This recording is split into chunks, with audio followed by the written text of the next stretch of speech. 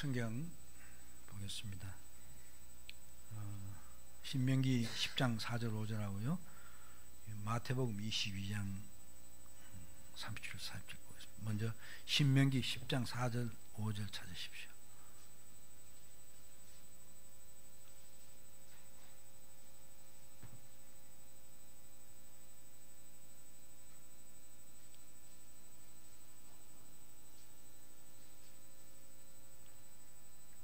예, 우리 찾았죠? 신명기 10장 4절 5절 같이 보겠습니다. 여호와께서 그 총의 날에 산 위 불 가운데서 너희에게 이르신 십계명은 처음과 같이 그 판에 쓰시고 그것을 내게 주시기로 내가 돌이켜 산에서 내려와서 여호와께서 내게 명령하신 대로 그 판을 내가 만든 궤에 넣었더니 지금까지 있느니라. 그 다음 마태복음 22장 37절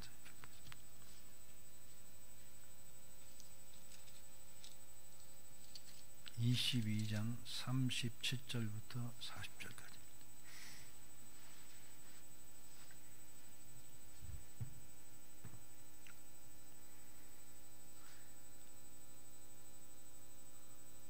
예, 역시 한 목소리 같이 봅시다. 예수께서 이르시되 내 마음을 다하고 목숨을 다하고 뜻을 다하여 주 너희 하나님을 사랑하라 하셨으니 이것이 크고 첫째 되는 계명이요 둘째도 그와 같으니 내 이웃을 내 자신같이 사랑하라 하셨으니 이 두 계명이 온 율법과 선지자의 강령이니라. 아멘. 기도합시다. 하나님 아버지, 저희들 정말 주님 주신 말씀 안에서 살고 말씀에 순종함으로 진정한 주님의 제자 되기를 소원합니다. 우리를 강하게 붙잡아 주시어서 어느 때나 어느 곳에나 무엇을 하든지 주님 말씀에 따라 사는 우리 모두 될 수 있도록 은혜 위에 은혜를 더하여 주시옵소서. 예수님 이름으로 기도합니다. 아멘. 참 제가 복이 많은 사람 같습니다.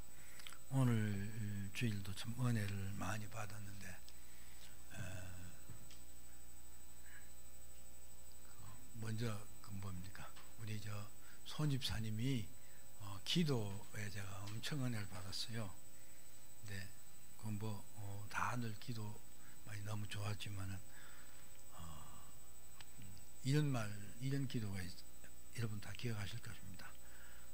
주일날 가서 담임 목사님이 전해주는 말씀을 다 그걸 받아서 나가서 세상에서 그대 살려고 엄청 애쓰고 노력했습니다. 그래서 그렇게 살다 왔습니다 하고 그렇게 기도를 하시더라고요. 참 그런 기도는 참 우리가 대중 기도 속에서 참 경험하기 어려운 기도였는데 제가 그게 엄청 저에게 힘이 되고 그랬어요. 그런데 또 오늘 그 이어서 있는 목사님이 이제 우리 얼마나 말씀에 거울에 비춰볼 때 한국 교회가 우리가 참 미치지 못하는가 하는 그런 문제 갖고 정말 심각하게 말씀을 했는데 아까 그 어떤 선교사님이란 목사님이 점심 먹고 난 뒤에 목사님 우리하고 같이 앉아 이야기하는데 거기서 정말 아까 목사님 농담 비슷하게 했지만은 전 쫓아내지 마십시오 했는데 그렇게 말을 해도 괜찮느냐 그러면 자기 경험을 이야기하더라고요. 어떤 중국에서 오는 길에 어느 중국 교회에 가서 설교를 했는데 설교를 하다니까 담임 목사가 하고 부목사 중간에 오더니 지금 목사님이 하는 가르치고 전하는 말씀은 자기가 교회에서 지금 성도들 가르치던 말씀하고 일치하지 않는다. 그래서 말씀을 그만하라게 중간에 말씀을 그만두고 어떤 강단에서 내려오는 그런 일이 있었대요. 근데 뭐 그 목사님이 무슨 말씀을 구체적으로 어떤 내용을 했다는 말을 안 하기 때문에 어떤 말씀이었고 뭐 또 중국에서 어떻게 가르치는지 모르지만 어떤 교회에 갔는지도 모르겠어요. 그래서 제가 중국에는 삼자교회가 공산당 인정하는 교회가 있지 않습니까? 아무래도 그런 교회에 가면 성경이 성경대로 제대로 가르쳐지지 않을 테니까 그랬던 것인지 뭐 아무튼 모르겠어요. 근데 그런 일까지 있는 이 시대인데 우리 교회는 사실 황 목사님이 요즘 그 말씀 그대로 다 하잖아요. 옛날에 보면 말을 많이 가렸어요. 예? 가렸단 말은 그러니까 목사들도 그래요. 내가 이 말씀을 이렇게까지 풀어서 말할 수 있는데 이대로 하면 그러니까 누가 어떤 분이 굉장히 그걸 아프게 듣겠다, 반발할 수도 있겠다 하는 그런 생각을 하게 돼요. 하게 돼 있어요. 그러면서 그거를 이렇게 소위 말하는 수위를 조절한다고 그러죠. 그렇게 하는 경우가 있는데 사실 그게 선포자로서 증거자로서 할 수 있는 태도가 아니죠. 하나님이 어떤 말씀을 주시고 그 말씀에 대해서 내가 기도하고 연구하고 해서 보니까 깨닫게 된 부분이 있잖아요. 그거 다 전하라고 그렇게 깨닫게 하시는 거거든요. 그럼 다 해야 돼요. 근데 사람을 보면 사람을 생각하면서 내 입장을 생각하면서 듣는 사람 입장을 생각해 보면 그걸 못할 경우가 있다 이것이죠. 그러면 그게 바른 증거자가 아니에요. 그러면 그건 하나님을 감하고 전한 사람이기 때문에 가짜일 수가 있고, 심하면 요한계시록은 뭐라고 했습니까? 감하면요 하나님이 약속하신 천국 약속을 빼버린다고 그렇게 말씀해요. 사실 심각한 문제예요. 근데 우리 목사님이 요즘 너무 잘하시잖아요. 그렇죠? 엄청 듣기 힘들 수도 있고 그래요. 그러나 목사님에게 그렇게 말씀이 전해진다는 게, 그 말씀 들을 수 있다는 게 진짜 복입니다. 예? 여러분, 사탕 멋있게 발라고 달콤하게 들리고 하는 그 말 아무리 들어봐야 뭐합니까? 그렇잖아요. 그 말 듣고 우리 영이 살찝니까? 아닙니다. 환자가 되지요. 그 말씀 듣고 또 우리 그 말씀 들은 집사님은 세상에 가서 주님 그 말씀대로 살려고 엄청 내가 노력하고 애썼습니다. 그리 와서 그걸 감사할 수 있고 그렇게 보고할 수 있는 그런 교회가 얼마나 좋은 교회냐 이거죠. 그래서 저는 좋았을 뿐만 아니라 그 전체가 참 이제 그 척척 맞는 게 뭘 맞추려 해서 맞춘 게 아니라 참 그게 제대로 돼 가는구나 하는 그런 생각 때문에 저는 행복하다 이것입니다. 저는 행복이라는 걸 전합니다. 아무튼 전 너무 좋아요. 너무 좋아요. 역시 그러니까 요즘 제 상태가 엄청 좋아요. 그냥 오늘 아침 교회 나오려고 이제 이렇게 알람을 맞춰놨기 때문에 시간이 딱 맞춰 그럼 준비들 다 해가 이제 하고 이제 조금 있으면 교회 가야 된다 하는 20-30분 시간이 남았어. 이제 오늘 알죠? 그럴 때 제가 오늘은 너무 좋다 그러면서 제가 그 컴퓨터에다 딱 들어가지고 그 유튜브에다 찬송가를 올린 거예요. 제가 지난주도 얘기했죠. 연세 중앙교회에서 탁 하는 거 그걸 올렸어요. 그러면서 그 견나서 제가 옷 갈아입고 출발하기 전까지 계속 저 혼자 부흥했어요. 연세 양교처럼 오늘 아까 여기 됐는 주 예수 내 마음에 들어와 계신 그것도 막 하면서 야 날마다 부흥회구나 그런 생각하고 와서 또 좋은 말씀 듣고 우리 성도가 아름다운 교제나누니 얼마나 좋습니까? 그러니까 여기가 천국입니다. 진짜 우리 천국 누리고 살아야 됩니다. 그렇죠? 예. 자,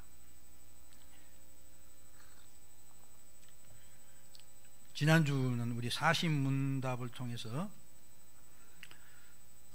하나님께서는 우리들에게 복종할 규칙으로 도덕법을 주셨다. 그 도덕법이라는 것은 바로 에덴 동산에서 아담에게 처음 주어졌던 것이고, 그러나 그 도덕법 지키지 못하고 인간이 타락했음에도 불구하고 하나님께서 이스라엘 백성들을 구원하시고 시내산에서 또 그걸 주셨다. 그거였죠? 근데 그 도덕법을 우리는 지킬 수 없다. 다 지키지 못한, 맨날 어기고 산다. 그게 현실이죠? 그렇지 않습니까? 그런데 왜 하나님께 주셨느냐? 바로 그것은 우리의 유익을 위해서 주었다. 그게 지난 시간에 본 것입니다. 그럼 이제 오늘 좀 더 구체적으로 도덕법이 어디에 있느냐 하는 내용이 먼저고, 42문은 또 그 내용이 뭐냐, 그때 강령이 뭐냐 하는 그걸 살펴보는 시간입니다. 자, 41문 봅시다. 도덕법이 어디에 계략적으로 포함되어 있는가? 십계명에 계략적으로 포함되어 있다. 즉 하나님께서 우리에게 지켜야 될 아주 것들을 도덕법을 주시는데 그게 어디에 포함되어 있나? 십계명에 요약돼서 포함되어 있다. 그렇게 말합니다. 거기 보면 웨스트민스터 대요리문답 98문에 보면요, 98문에 보면 이렇게 되어 있습니다. 도덕법은 시내산에서 하나님의 소리로 주시고 그가 주신 두 돌판에 기록된 십계명에 요약되어 있다. 먼저 그쵸, 오늘 읽은 신명기에도 읽은 그 말씀이 그대로죠. 시내산에서 하나님께서 먼저 말씀을 하시고 그 다음 나중에 그 모세가 40일 기도 끝나고 났을 때 그게 돌판에 십계명을 주셨는데 그것은 출애굽기 20장 기록되어 있다. 처음 4계명은 하나님에 대한 우리의 의무를 포함하고 있고, 그 십계명의 구성을 말하는 거죠. 1계명부터 4계명은 하나님에 관한 것이다. 그 다음 나머지 6계명은 사람에 관한 의무다. 그래서 우리들이 지켜야 될 도덕법의 아주 개요, 그것은 십계명이다. 지금 그렇게 말하고 있는 것입니다. 예, 그 다음 부분 성경은 오늘 읽은 본문이기 때문에 그냥 지나갈게요. 자, 그게 과연 십계명이 하나님이 주신 전체 도덕법에 요약한 것이라고 어떻게 알 수 있느냐? 그건 바로 예수님이 그렇게 말씀하셨어요. 십계명이 인간이 지켜야 할 규칙의 요약이라는 것은 예수님 말씀에서도 확인이 된다. 우리 잘 아는 예수님께서, 율법사가 와서 예수님 시험하기 위해서 선한 선생님이여 내가 무엇을 해야 천국 갈 수 있습니까? 그런 말씀, 그렇게 예수님께 물었어요. 그때 예수님께서 하신 말씀이 어찌 선한 일을 내게 묻느냐? 선한 이는 오직 한 분이시니라. 그러면서 한 말이 내가 생명에 들어가려면 계명을 지키라. 그렇죠? 이게 성경이 기본적으로 명령하는 것이죠. 율법을 주시면서 하신 말씀입니다. 이게 지키면 생명을 얻는다는 것입니다. 그러니까 그 율법사가 어느 계명입니까? 이렇게 말하니까 예수님께서 하신 말씀이 10계명에 6계명부터 9계명까지를 말씀하셨어요. 다 말씀하시고 그러면서 다시 요약을 했어요. 살인하지 말라, 이게 6계명이죠. 간음하지 말라, 7계명. 도둑질하지 말라, 8계명. 거짓 증거하지 말라, 9계명. 부모를 공경하라, 5계명. 그러니까 하나님에 관한 내용을 빼고 나중에 탐심을 품지 말라는 마지막 10계명만, 10번째 계명만 빼고 나머지 계명을 말하면서 다시 요약해서 내 이웃을 내 자신과 같이 사랑하라는 것이느냐, 이렇게 말씀하신 것입니다. 즉 십계명을 말씀하시면 예수님께서 이게 너가 천국 가기 위해서 영생을 하기 기본적으로 지켜야 될 것이다, 즉 하나님께 명령하신 법의 요약이다, 이렇게 말씀하셨다 이것입니다. 그래서 이제부터는 십계명을 이제 계속 공부를 할 텐데, 우선 그 먼저 이제 서론 부분으로 하나님께서 우리에게 이제 도덕법 요약하는 것으로서 십계명을 주셨는데, 십계명을 주신 목적이 무엇이냐, 이걸 좀 확대하면 율법을 주신 목적이 무엇이냐라고도 생각할 수 있다 이것입니다. 우선 우리가 지난 시간에 살펴본 내용에서 이렇게 조금 언급이 되었습니다. 하나님께서 우리에게 도덕법을, 즉 계명을 주신 목적이 무엇이냐, 첫 번째 하나님을 알고 우리 자신을 알 수 있게 한다는 것입니다. 계명을 통해서 하나님이 어떤 분이신 걸 알고 또는 우리 자신이 어떤 존재인 걸 알게 하신다 이것입니다. 그렇죠. 여기 살인하지 말라, 간음하지 말라, 도둑질하지 말라, 여기 율법을 통하여 참 경건의 성격이 무엇인지 안다. 즉 하나님의 백성이 하나님의 백성답게 사는 경건이 무엇이냐, 바로 이 계명을 지키는 것이죠. 그걸 통해서 안다 이것입니다. 또한 말을 바꿔 말하면 하나님이 우리에게 실질적으로 무엇을 구체적으로 요구하시는가, 또 바꿔 말하면 우리가 어떻게 사는 것이 하나님 뜻대로 사는 것이냐, 그렇죠? 하나님 뜻대로 살아야 되는, 뜻대로 살아야 되는데 어떻게 사는 것이냐, 이 계명이 있음으로 안다는 이것입니다. 그렇죠? 갈라디아 3장 24절에 그래서 이같이 율법이 우리를 그리스도를 인도하는 몽학 선생이 되어 우리를 하여금 믿음으로 말미암아 의롭다 하심을 얻게 하렵니다. 즉 율법은 우리를 하여금 하나님께로 인도하고 하나님이 뭘 요구하시는 걸 알게 한다, 그런 말이죠.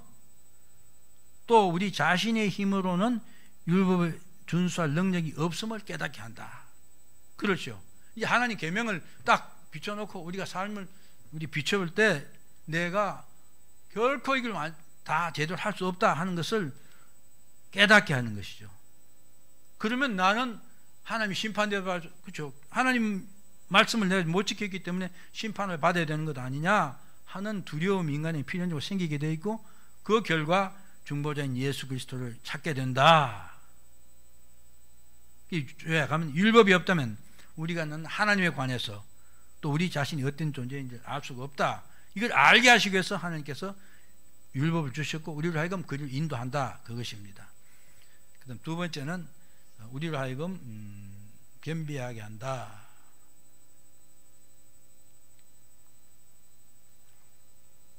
우리가 하나님 말씀을 보고 하나님이 우리에게 이렇게 요구하신다는 걸 깨닫게 되면 될수록 나는 이걸 제대로 지킬 수가 없구나, 온전하게 지킬 수 없구나 하는 것을 깨닫게 됩니다.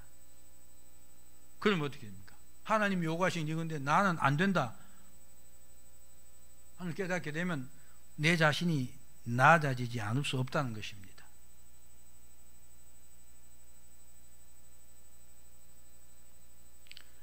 그래서 오늘 우리 손 집사님처럼 기도하신 그런 기도하기가 참 어렵다, 그렇죠? 그런 겁니다. 사실 내가 열심히 살고 하나님 앞에 성전, 오늘 뭡니까? 그 승리의 보고를 기도했다, 그렇게도 말할 수 있는 것입니다. 우리가 그렇게 열심히 하면서 내가 이번 주는 정말 내가 하나님의 뜻대로 살기 최선을 다했고 그래도 나는 꽤 좀 했습니다 하는 그런 기도 아니었겠어요? 그렇게 기도가 참 어렵다 하는 것입니다. 그래서 우리 자신이 하나님 앞에 낮아지지 않을 수 없다. 로마서 10장 9절에 보면 전에 법을 깨닫지 못할 때는 내가 살았더니 계명 이름에 죄는 살아나고 난 죽었도다. 이게 솔직한 것이죠. 하나님 계명을 모르면 우리가 멋대로 굴 수가 있어요. 하나님 계명이 딱 우리 앞에 드러나면 나를 그 거울에 비춰보면 내 더럽고 때 묻은 내 인간 그게 다 드러나잖아요. 그래서 계명이 오니까 내가 죽었다 이렇게까지 말하는 것입니다. 또 로마 7장 14절에 보면 우리가 율법은 신령한 줄 알거니와 나는 육신에 속하여 죄 아래 팔렸다. 내 존재가 그렇다는 것입니다. 그렇죠? 그래서 결국은 로마 7장 24절에 있는 말씀, 오호라 나는 공고한 사람이로다. 이 사망의 몸에서 누가 나를 건져내랴, 이렇게 탄식하지 않을 수가 없는 것입니다. 그러니까 내 자신이 하나님 앞에 무릎 꿇지 않을 수 없게 한다. 그래서 겸비하게 한다는 것입니다. 또한 복과 위험을 알게 한다. 분명히 성경은 계명은 복종한 자는 생명을 주고 생명과 복을 주신다. 그러나 불순종하면 죽음이 있다. 이것을 말하니까 우리가 명백히 그걸 알게 된다 이것입니다. 그러니까 하나님 말씀대로 사는 것이 복이고 그걸 자는 게 죽음이다 하는 것을 알게 된다. 죽지 않기 위해서 그 다음 네 번째 우리 바른 길로 인도해 주신다. 예, 시편 119편 105절 짧으면서도 엄청 좋은 말씀이 하나 있죠. 주의 말씀은 내 발의 등이요 내 길의 빛이니이다. 여러분 이 말씀 너무 신나지 않습니까? 전 이 말씀이 그냥 불현듯 떠올라요. 그 다음 십계명의 역사 이렇게 되는데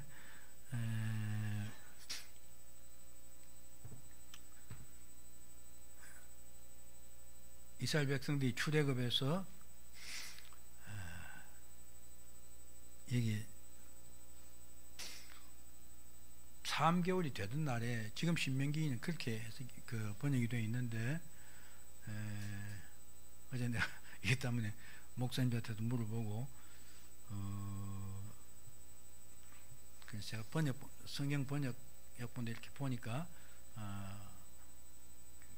미국 NIV나 이런 것들은 3개월 첫째 날 이렇게 되어 있어요. 근데 원문을 보고 그렇게 번역할 수 있는가 아무리 뒤져봐도 저 실력은 자신이 없더라고요. 아무튼 3개월 첫째 날에 이스라엘 백성들은 애굽에 시내산에 도착을 했고 그 정결 하게 하는 날 이 일이 있고 그 다음 날 3일 후에 온 백성이 시내산 밑에 모인 가운데 하나님께서 구름 가운데서 임재하셔서 십계명을 하다 했죠. 그래서 이 십계명이 받은 날은 구약 절기로 말하면 오순절이다. 전에 우리 황 목사님이 이와 연결해서 설교를 하셨나 생각하는데 그런 기억이 납니다. 어떤 그런 정도로만 상식적으로 뭐 이게 중요한 건 아니니까 알고 지나갑시다. 그 다음에 십계명은 하나님께 친히 두 돌판에 새겨서 모세에게 주셨다. 근데 처음 거는 이스라엘 백성들이 송아지 섬기는 것 때문에 모세가 내려오다가 화가 나서 던져버려서 깨졌고 다시 돌판을 두 개 이제 이번에 모세가 만들어가서 하나님께 드렸고 그 하나님 거기다가 십계명을 새겨 주셨다. 이게 출애굽기 34장에 있는 말씀이죠. 근데 이 돌판은 언약궤 안에 넣어서 지성소에 보관했다. 출애굽기 4장 20절에 나온 말 오늘 읽은 말씀에도 나왔습니다. 그렇죠? 그 다음 이스라엘 백성들 그 다음 출애굽에서 광야를 이동하고 요단강 건너 가나안 땅에 들어갈 때까지 법궤를 중심으로 해서 군대 편성을 해서 이동했습니다. 요단강을 여호수아 지휘에서 요단강을 건널 때는 법궤가 먼저 물 가운데를 섰고 요단강이 갈라져서 건넜죠. 여리고성을 할 때 여리고성을 처음 점령할 때도 언약궤를 메고 여리고성을 돌았고 그래서 여리고성이 무너졌습니다. 그 뒤에 사세기에 나오는 이야기지만은 전쟁할 때 이스라엘 백성은 이것 가지고 나가서 전쟁도 했습니다. 그리고 솔로몬 성전이 지었을 때 그 지성소에 안치되었더랬습니다. 지금 법궤는 어디 있는지 모르죠. 아마 그 바벨론이 침공할 때 예루살렘 성이 무너지고 다 파괴되고 성전도 다 파괴됐죠. 그때 없어질 것이다, 졌을 것이다 그렇게 생각하는데 그 전에 어떻게 됐을지도 몰라요. 사실은 몰라요. 왜냐하면 우리 누구죠? 성전 요야김 왕 때도 이미 그 전이죠. 성전 요시야 왕 때입니까? 성전 다시 이렇게 수리하고 할 때 율법이 나왔죠. 그러니까 그 이야기는 무슨 이야기냐면 제사장들도 제대로 안 했기 때문에 그게 어딘지 몰랐다는 이야기예요.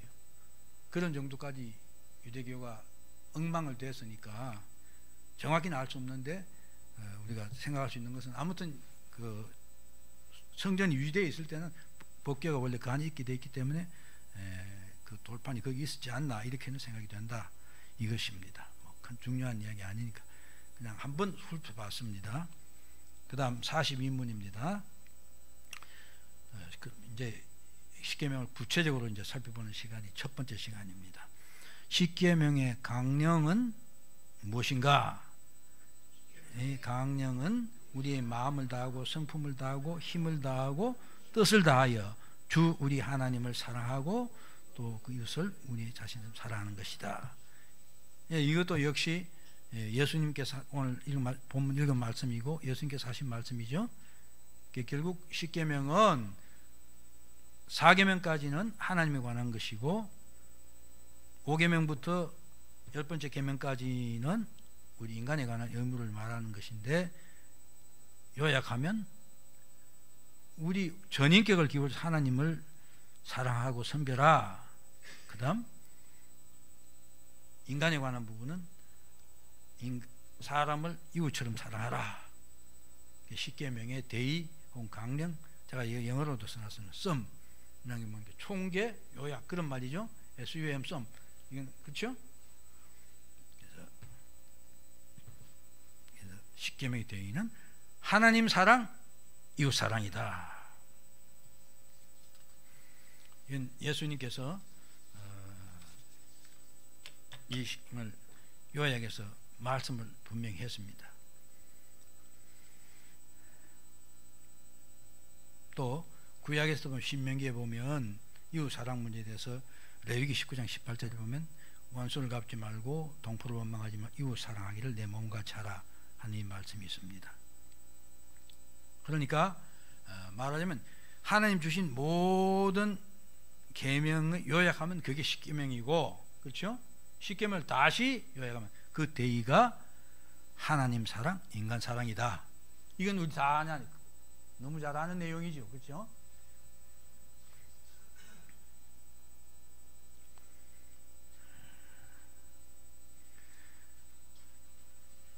예수님은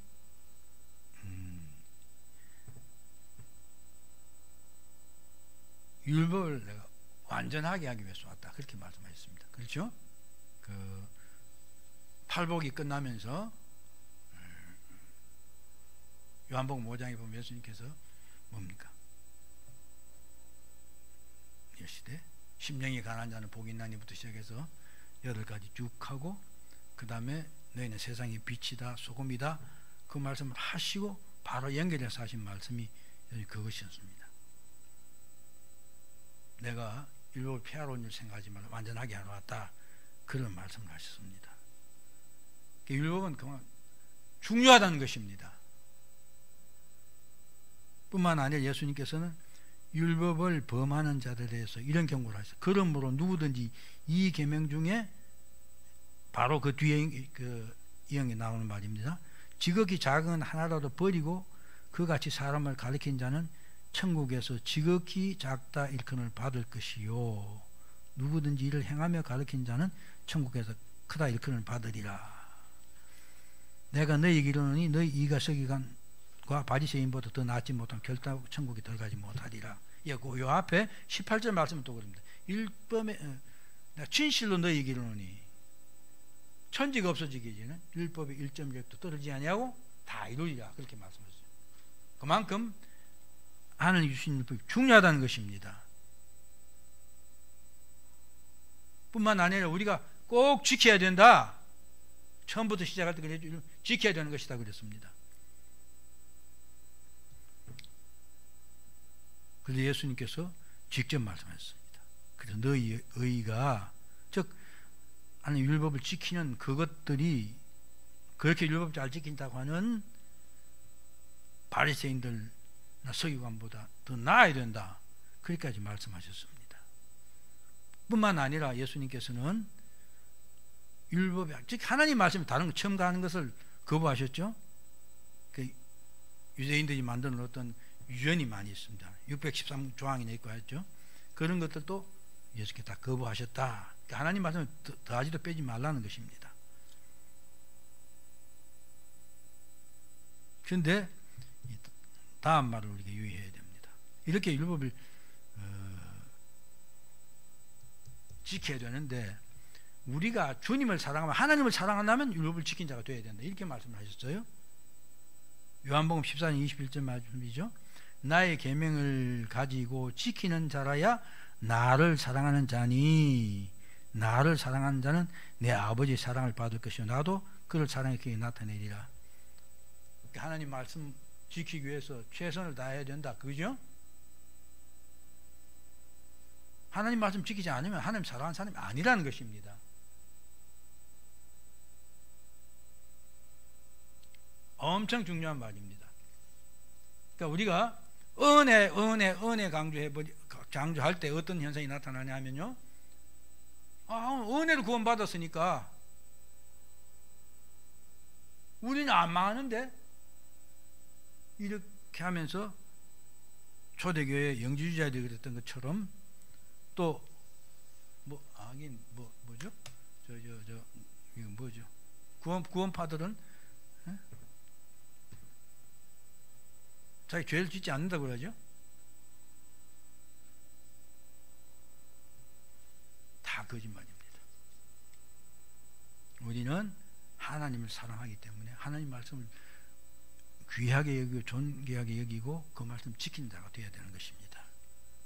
그래서 하나님 사랑, 인간 사랑 구체적으로 어떻게 하느냐, 제가 여러분 다 너무 잘 아는 내용인데 또 사족처럼 이렇게 달아놨습니다. 하나님은 어떻게 사랑했냐?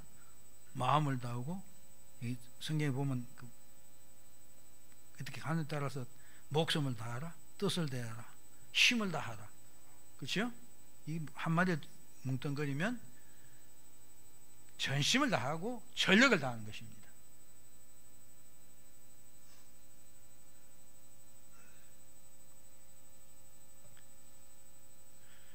여기 제가 다니엘 세 친구 예를 들어놨는데, 그렇죠? 우상에 절하지 말라는 계명을 지키기 위해서 다니엘 세 친구는 풀무불을 피워놓고 말하는 사람이 불에 태워 죽인다 했는데도 안 했죠? 안 하니까 누가 화내서 해라 하니까 안 한다고 그랬잖아요. 안 하면 풀무불 던진다 그랬더니 그 다니엘 세 친구 한 말이 뭡니까? 하나님께서 우리를 건져실 것이다, 그렇죠? 근데 거기에 이제 붙인 말이 그거죠. 그렇게 아니하실지라도. 그러니까 하나님께서 나를 고난에서 건지시고 어려움에서 다 건져주실 것이다 하는 그런 약속이 분명히 있음에도 불구하고 하나님이 그 약속을 지키지 아니하실지라도 나는 하나님 말씀 지키는 것에 양보할 수 없다는 것입니다. 이게 필요한 것이죠.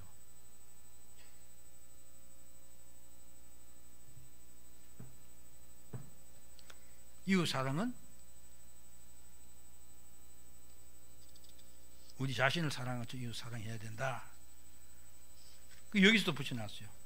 이웃을 사랑하지 않는 사람은, 요한일서에서 그러죠.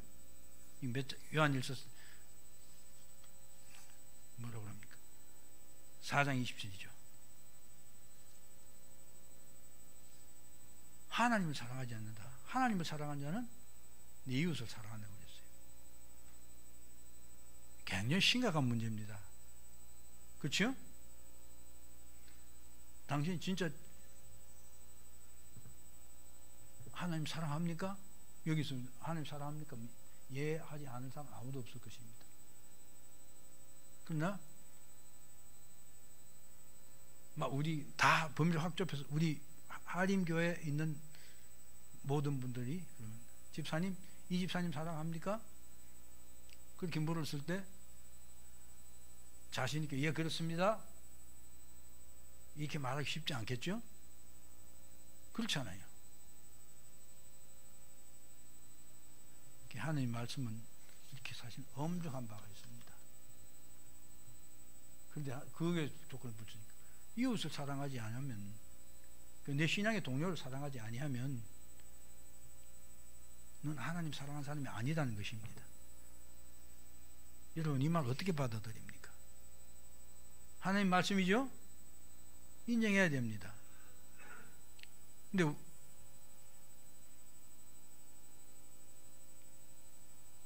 이게 우리 집사님들끼리도 그렇잖아요. 이렇게 쉽게 친하게 말하는 사람이 있고 잘 안 하는 사람이 있어요. 왜 그렇습니까? 뭔가 서먹서먹해요. 뭐 특별히 이렇게 잘못된 관계가 있어서 그런 거 아니에요. 그렇죠? 근데 내가 친절을 베풀고 뭘 해야 될 텐데 그게 잘 안 되는 그런 관계도 있어요. 사실 우리 그런 거 다 극복해야 됩니다. 생각해 보면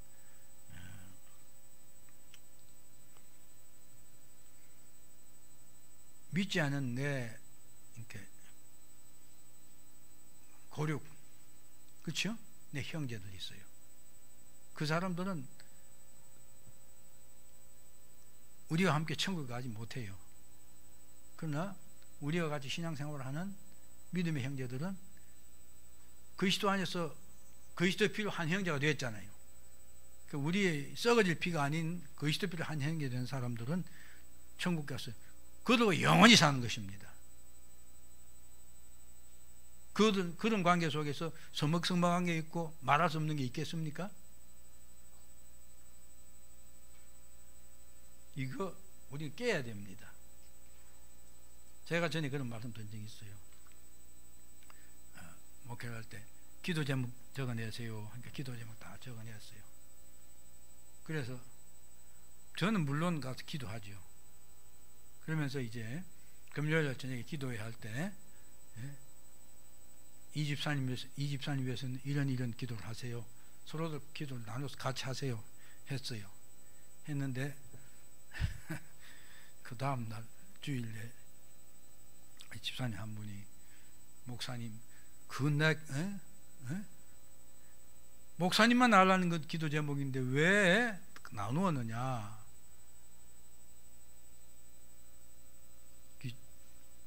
자존심 상한다는 거예요.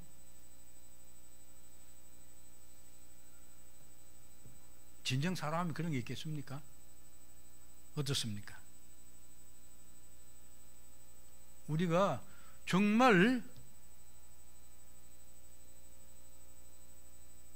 그리스도 안에서 한 형제라면 못 나눌 게 뭐가 있겠습니까? 그렇죠? 그냥 공중에 떠가지고 벙하니 그냥 이렇게 막 하면서 야, 내가 뭐 신앙이 엄청난 것 같고 성령이 충만한 것 같고 그렇죠? 다 하나님 뭘 다 할 것 같은, 그런데 붕 떠 있는 것보다 더 중요한 건 사실은 그것입니다. 그렇죠? 내가 말씀에 순종하고 있어야 돼요. 안 그렇습니까? 성경이 그렇게 명령하고 있고 가만히 생각해보면 그게 맞는 말이에요. 그렇죠? 예.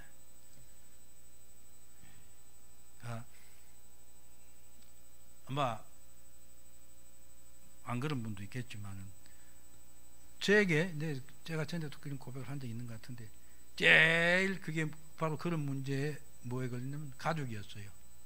예? 제 가족을 무조건 용납하고 무조건 모든 것을 해줄 수 있는 그런 사랑을 하지 않으면서 내가 하나님 앞에 와서 뭘 어떠니 기도하는 게 사실은 가만히 생각해보면 완전히 가정스러운 존재죠. 그렇지 않습니까? 자기 제일 가까이 있는 사람도, 근데 우리 부부관계는 대부분이 텔레비전에서 보면 아무튼 그 고약한 텔레비전 프로그램들 부부 나와가지고 맨날 싸움 시키고 말이죠. 근데 또 그거 보고 많은 사람들이 또 카타르시스 얻는 것 같아요. 왜? 자기 대신 말해주니까. 예? 그런데 그게 뭡니까? 사실은 그 망할 걸 배워주는 거예요. 그렇잖아요.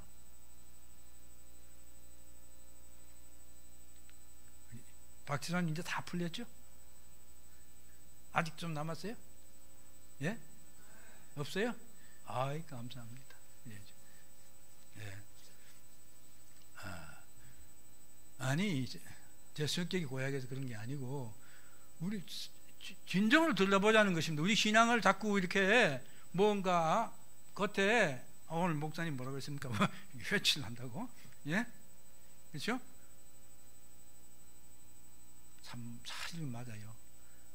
저는 가서 와서 어디 와서 무조건 기도해 주세요, 축복 기도해 주세요 그러면 저는 엄청 하기 싫어요.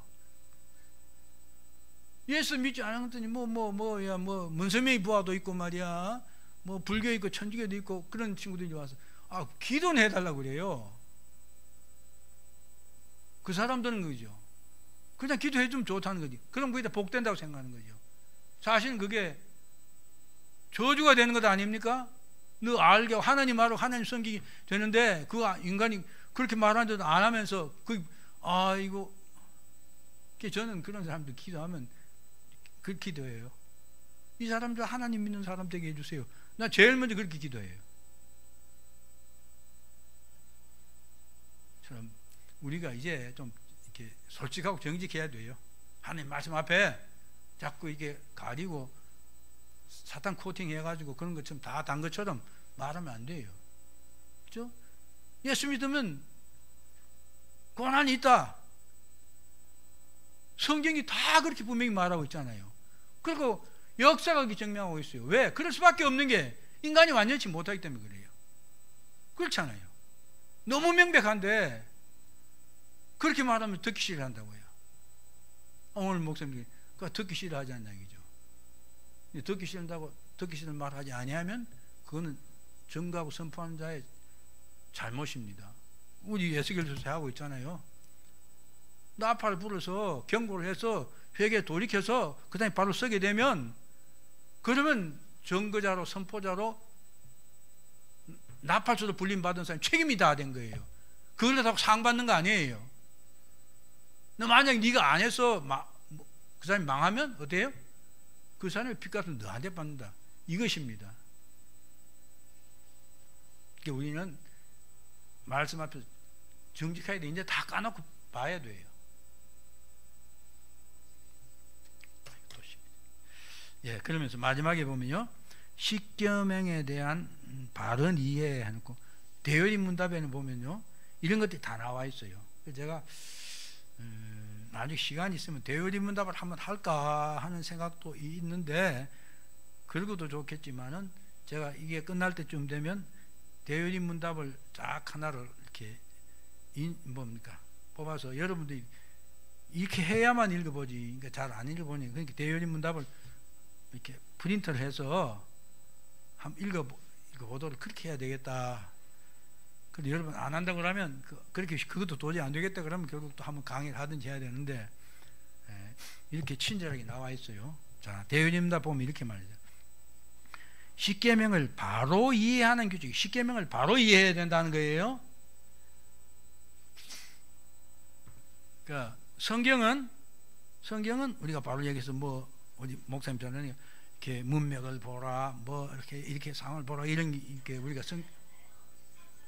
네. 예, 제가 길게 가니까 그만하라고 저는 신호 보낸 것 같습니다. 예. 자, 보세요. 우선 여기는 율법은 완전하다는 것이에요. 예? 이게 전제가 되어 있어야 돼요. 우리 하나님 말씀에 토달면 안 됩니다. 율법 완전하다. 그렇기 때문에 모든 사람이 전 인격을 기울여 전적으로 영원히 복종해야 되는 것이다. 그 복종이란 말은 결국 수행을 의미해. 최선을 다해 계명을 수행하고 최소한의 것도 범해서는 안 된다. 범하지 않으려고 노력해야 된다는 것입니다. 그리고 네 번째 보세요.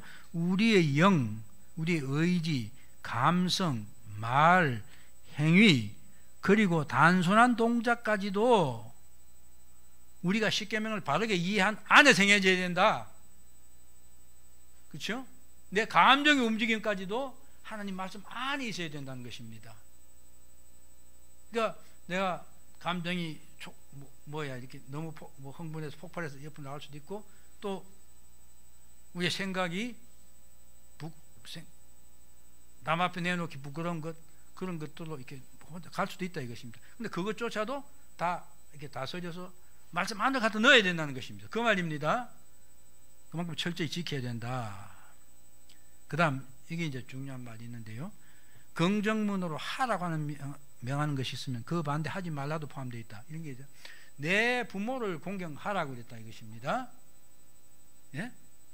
그러면 그 부정말하면 그 부모 공경하지 말라 하는 말이 부정이겠죠. 그거는 하면 안 된다. 그것까지 다 포함되어 있다는 것입니다. 한마다 다 마찬가지입니다.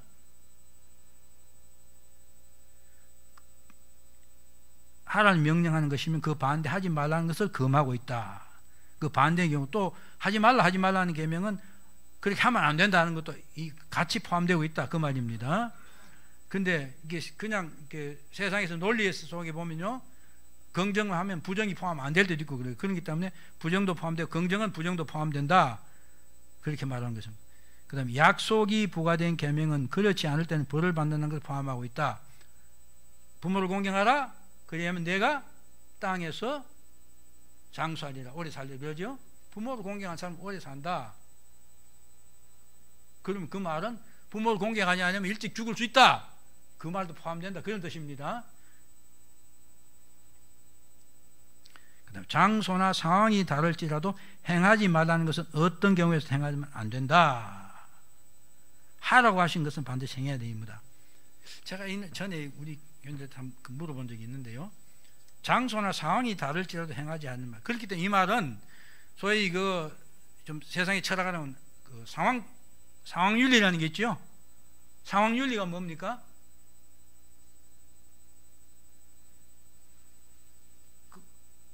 그 사람이 처하는 처지에 따라서 윤리는 다를 수 있다 이것입니다. 그러니까 내가 말하면 포로로 가 있어요. 포로로 가 있어. 전쟁 포로 가 있는데 거기 있다. 근데 우리는 포로는 국제법 탈출할 권리가 있어요. 도망갈 수 권리가 있다 이것입니다. 탈출한다 이것입니다. 탈출하려는데 보니까 그걸 지키는 경비가 있거든요. 경비는 죽여야 돼요. 그래야 또 할 수 있다. 그럼 죽임, 그건 살인이니까 살인 아닙니까? 그런 까지 포함하는 것입니다. 그러니까 상황이 바뀌었다고 해서 이 계명이 다르게 적용되지 않는다는 것입니다. 상황윤리가 근데 그 자유주의 신학하는 사람은 상황윤리를 주장합니다. 결국 그 말은 무슨 말이냐면 그거 인본주의적인 생각 때문에 그런 것입니다. 인간이 중심이 될 때는 상황윤리가 적용될 수밖에 없어요. 그렇죠? 그러나 하나님은 그렇게 하지 않는다. 분명히 대의론 99번 내서 십계명을 지키는 요 이렇게 돼 있다. 제가 전에 교회에 있을 때 그를 물었어요. 지금 전쟁이 났어요. 공산당이 쫙 쳐들어왔어요. 쳐들어와가지고 근데 제가 숨었어요. 근데 그 공산당이 와가지고 집사님 붙잡고 네 목사가 어디 갔어? 근데 대라.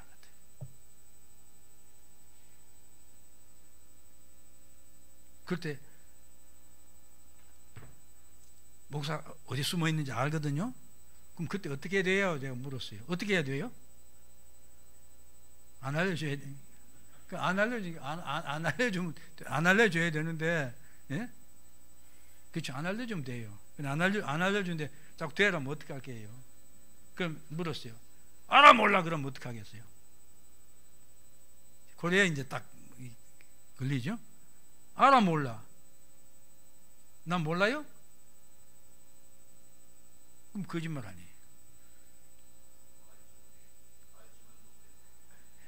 그렇죠. 그게 난 알지만은 내 차라리 내 생명을 가지고 가라. 그러나 내가 아니 그러니까 그거예요. 왜? 거짓말 하지 말라는 말이 분명히 걸리는 거예요. 그렇지 않습니까? 지금 우리가 하나님 계명을 그렇게 지키라는 것입니다. 그러면 공산당 그래서 우리 교회도 그때 반쪽이 됐어요. 어떤 사람은 어떻게 목사님 어디 숨었다 가르쳐 줍니까? 일부러 가르쳐 주는 거 아니잖아요. 지금 뭐 고문을 받고 해서 이제 가르쳐 주게 되는데, 그러니까 알지만 모르겠다면 우리 집사님 답은 말이에요. 내가 오기가 있지. 알지만 나는 안 해. 날 죽여. 이런 거죠. 그런 걸 말하는 것입니다. 근데 어떻게 목사님 잡혀 죽을 것 뻔히 아는데 어떻게 그걸 가르쳐 줍니까? 그건 뭡니까? 하나님의 말씀을 내 상황에 적용시키고 내 의미를 해석하는 것입니다. 분명합니다. 예? 어려운 게 아니죠. 그러니까 그거를 시행하기가 어렵다는, 그렇게 말하면 이해가 갑니다. 그렇죠? 그러니까 그럼 제가 그런 말씀을, 여러분 거짓말 하지 마세요.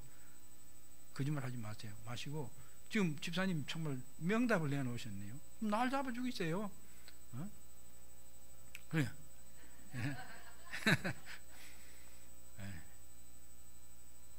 왜? 하나님은 우리를 그렇게 살기로 해놓고 그 다음 문제는 하나님이 책임지는 문제예요. 그렇지요? 그걸 내가 책임질라 하니까 내가 성경을 임의대로 해석하는 것입니다. 그래서 이런 말씀이, 하나님 말씀을 계명을 어떻게 지켜야 되느냐, 지킬 때 이런 것들 유의해라 하는 말을 하는 것입니다. 만약에 하나님께서 황 목사를 그렇게 했어요. 아우 어렵네 하고는 그냥 손집사님이 우리 저희 집에 와 숨어 있습니다. 알기 좋다 이것입니다. 그러면 하나님이 그래서 공산당이 와서 황 목사님을 그냥 총살했어요. 죄송합니다. 저를 총살했어요. 예, 총살했어요. 그렇죠? 그럼 뭡니까? 하나님은 저를 순교시키기로 계획해 놓으신 거예요. 그렇죠? 만약에 하나님께서 저를 더 하나님 일을 계속하도록 계획하고 계셨다면 또 그 과정에서 하나님께 살리실 것입니다.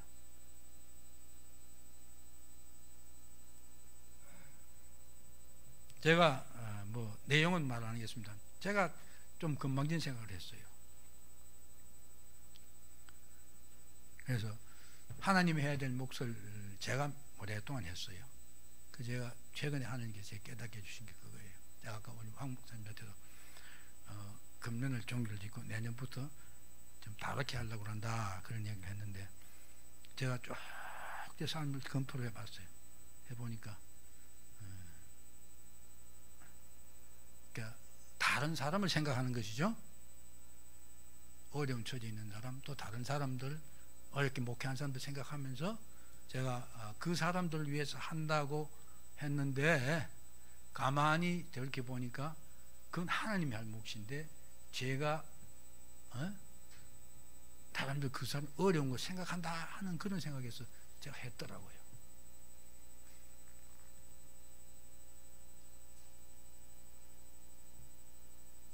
제가 언젠가는 그것도 여러분들 밝힐 때가 올 겁니다. 네, 제가 깨닫게 됐어요. 하나님 몫을, 예? 그러니까 아까 그것도 마찬가지예요. 하나님 나보고 거짓말하지 말고 살라고 해서 나는 그렇게 사는 거예요. 살았어요. 그리고 그 다음 문제는 그 다음 하나님 말씀에 순종했으니까 그 다음 일어나는 문제는 전적으로 하나님이 책임 있는 거예요. 말하면 우리 책임 문제를 따지면 그렇습니다. 그렇죠? 그래야 안 그래요? 그럼 하나님이 알아서 하시는 거지. 근데 제가 보니까 그렇게 안 하고 제가 알아서 시킨 거예요. 우리 세상식으로 말하면 여러분 그거 아닙니다.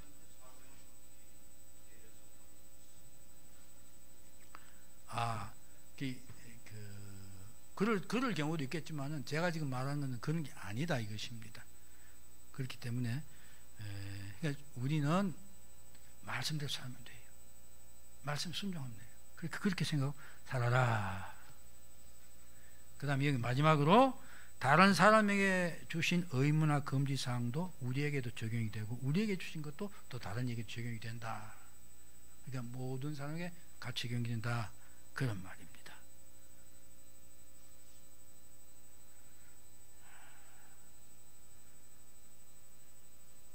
아까 제가 말한 대로 다 결론을 느끼죠.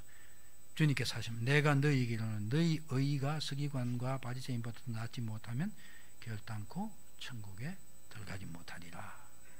예수님은 바리새인들이 그렇게 철저하게 율법을 지킨다 했는데 회칠한 무덤이요 그렇게 했죠.